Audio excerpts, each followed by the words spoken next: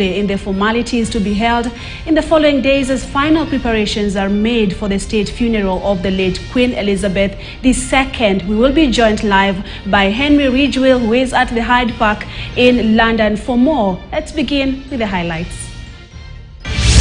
Uganda pays $65 million in the first installation of a total $325 million. Renewed conflict in the north, crippling drought and stubbornly high inflation leaves Ethiopians with little to celebrate in their new year.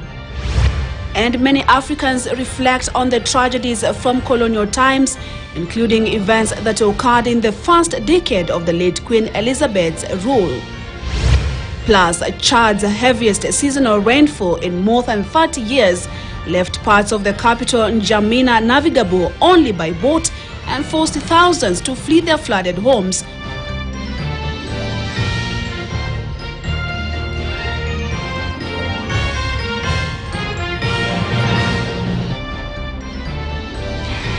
And welcome to this live broadcast. My name is Purity Museo. As condolences poured in from around the world after Queen Elizabeth's death, there were mixed feelings among some Africans about the monarch and Britain's colonial legacy. Take a look.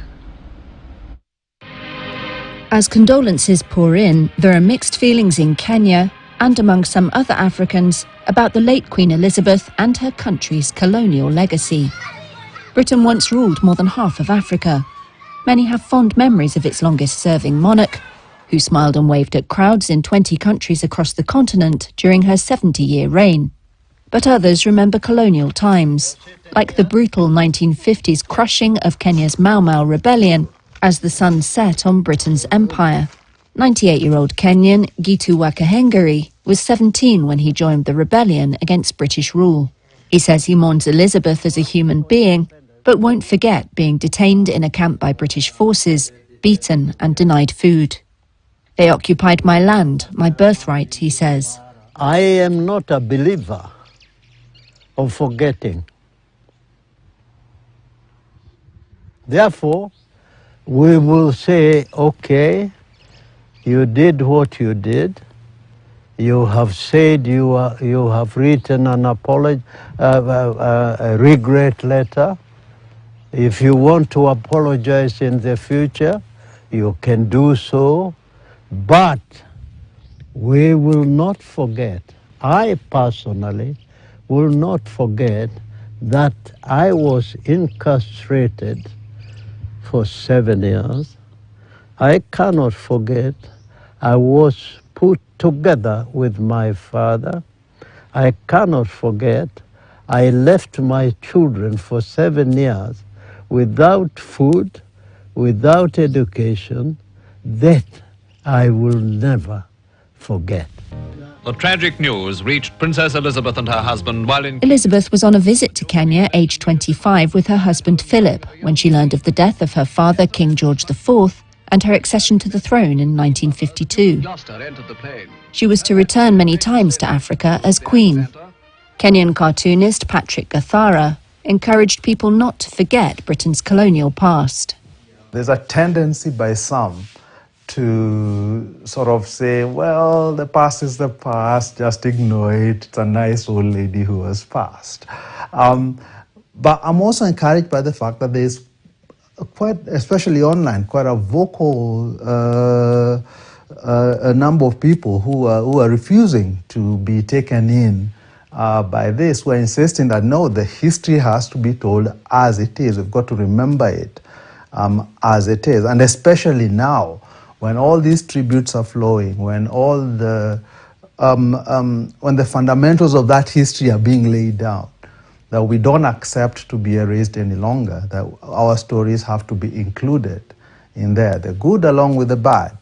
King Charles's accession to the throne has also stirred renewed calls from politicians and activists in former colonies in the Caribbean to remove the monarch as their head of state, and for Britain to pay reparations for slavery. And we are now joined live by VOA correspondent Henry Ridgewell, who is at the Hyde Park in London, where the late Queen's procession was expected. It's nice to speak with you, Henry. What's the latest in regard to the preparations for the Queen's burial?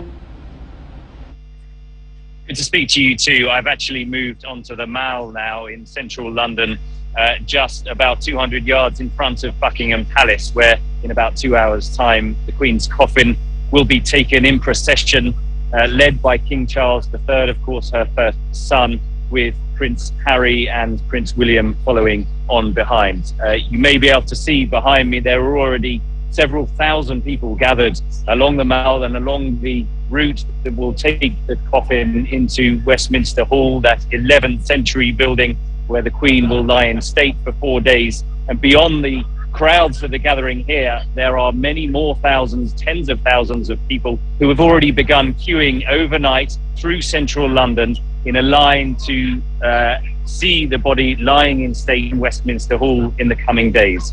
So a couple of hours to go now. There is a sense of a somber mood, anticipation, and really looking forward to seeing the royal procession go through central London and getting a glimpse and saying goodbye to the Queen. Thank you so much for that update, Henry, speaking to us from Hyde Park in London, and procession where the body of the later Queen Elizabeth II is lying in state. Of course, we expect that, but again, the procession is expected via London. But maybe, Henry, before I let you go, you can tell us what the preparations are like, and probably what are some of the expectations that ought to be met before the body could be finally laid to rest.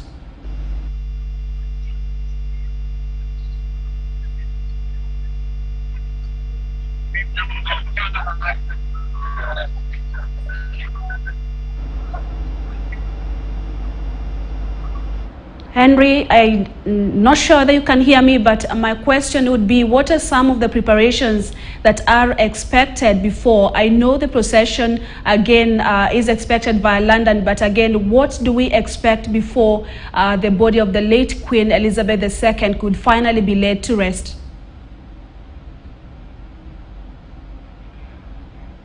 Right, Ridgway, right there from Hyde Park in London, bringing us to speed on that procession, the body of the late Queen Elizabeth II. People will have an opportunity to pay their last respects. Now, Queen Elizabeth II died at the age of 96. She was Britain's longest monarch, reigning since 1952 through a period of profound change for the country, during which she acted as an anchor of stability for many, not just in Britain, but around the world. She became known simply as the Queen. Most Britons can't remember a time when she wasn't Queen. Her face is known throughout the world. Head of state of 15 nations, head of the Commonwealth, Elizabeth II was the longest reigning monarch in the 1,000-year history of Britain's royal family. Her death marks the end of an era during which Britain's role in the world has been transformed. She's the longest serving, the longest reigning, the oldest monarch in history. She's somebody, I think, that will leave a legacy that will go on for many, many years. Born on April the 21st, 1926, Elizabeth Windsor was never meant to become Queen. But in 1936, her uncle, Edward VIII, shocked the world by abdicating to marry an American divorcee, making his brother king and Elizabeth heir to the throne.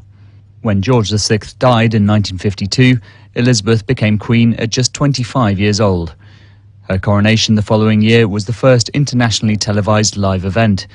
It was the moment she made her solemn promise to serve her country for life. She made it clear right from the start that she would see it through whatever happened. She would never abdicate under any circumstances, and that all of her life would be devoted to duty. And I think she got that sense of duty from her father, who rescued the monarchy after King Edward VIII had abdicated. Always strictly neutral politically, Elizabeth nonetheless had the ear of every British Prime Minister from Winston Churchill onwards. The content of their weekly meetings is one of Buckingham Palace's most closely guarded secrets. Are you supposed to be looking as if you're enjoying it? Yes. Throughout her 7 decades on the throne, she also met dozens of foreign leaders, everyone from Charles de Gaulle to Nelson Mandela to Donald Trump. She embodied stability in a century marked by political and social upheaval. Every decade that she was on the throne, there were massive changes, social changes, and there were wars, there were recessions, there were financial crises, there was the COVID crisis, all these things, and she was the one constant. Said by some to have been distant from her 4 children, her harshest test came in the wake of the death of Princess Diana, with British media judging her response too slow and reliant on outdated protocol. More recently, scandal surrounded her son Prince Andrew, who reached an out-of-court settlement after being accused of sexual assault. And the royal family was accused of racism by Prince Harry and his wife Meghan, though they were quick to exclude the Queen herself from the charge.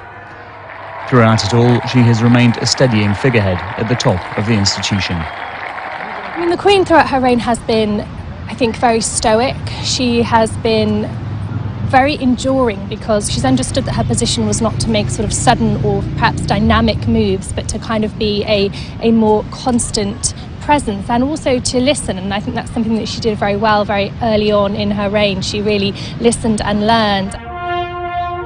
Still working well into her 90s, her public appearances decreased following the death of her husband Philip. But in 2022, she reached 70 years on the throne, becoming the first monarch to mark a platinum jubilee. The celebrations were tinged with the knowledge that this would likely be her last such major event. Her son Prince Charles has gradually taken on more responsibility and finds himself king of a very different country to that which his mother first ruled. No longer an empire, the UK is more socially liberal, but faces the divisions of Brexit and the possibility of Scotland holding another independence referendum.